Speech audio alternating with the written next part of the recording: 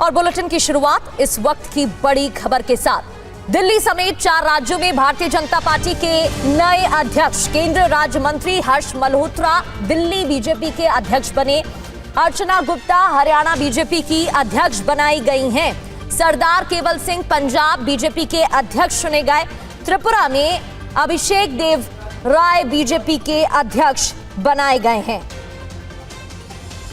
तो संगठन को और मजबूत करने की दिशा में बड़ा कदम। आमोद राय हमारे संवाददाता हमें ज्वाइन कर चुके हैं, हमारे सहयोगी हमें ज्वाइन कर चुके हैं। आमोद, ये जो बड़ा कदम उठाया जा रहा है, क्या संगठन को मजबूत करने की दिशा में इसे एक कदम माना जा सकता है? और पंजाब और त्रिपुरा की खासतौर पर बात करें तो चुनाव की तैयारी अभी से की जा रही है क्या?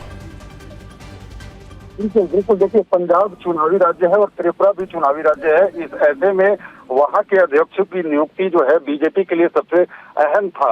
और मैं आपको बताऊं कि जो पंजाब में केवल सिंह ढिल्लों को नया प्रदेश अध्यक्ष बनाया गया है, इसकी कवायद काफी पहले से चल रही थी और बीजेपी वहां फूंक फूंक कर कदम उठा रही थी। और बीजेपी ने संभवतः ये पहली बार ऐसा हुआ है कि जो पागधारी सिख को अपना अध्यक्ष बनाया है। और बीजेपी इस बार अगले साल जो चुनाव होना है उसमें पूरी ताकत के साथ वहां चुनाव लड़ना चाहती है।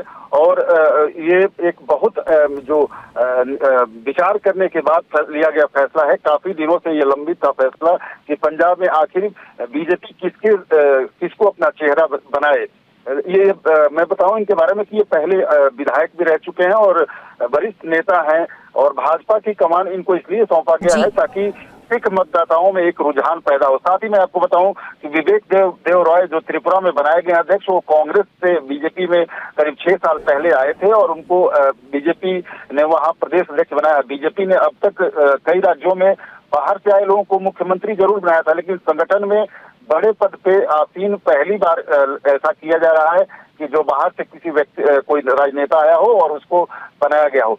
दिल्ली और हरियाणा में जातीय समीकरण को ध्यान में रखते हुए, चूंकि दिल्ली में मुख्यमंत्री बनिया वर्ग से हैं, बड़िक वर्ग से, वैसे वर्ग से हैं, लिहाजा यहाँ एक पंजाबी चेहरा उतारा जाना बीजेपी काफी सोच विचार से उतारी है। और साथ ही हरियाणा में एक महिला को उतारे जाने की लगातार कोशिश की जा रही थी जो वैश्य समुदाय से आता हो, क्योंकि वहां पर जो मुख्यमंत्री हैं ओबीसी वर्ग के हैं।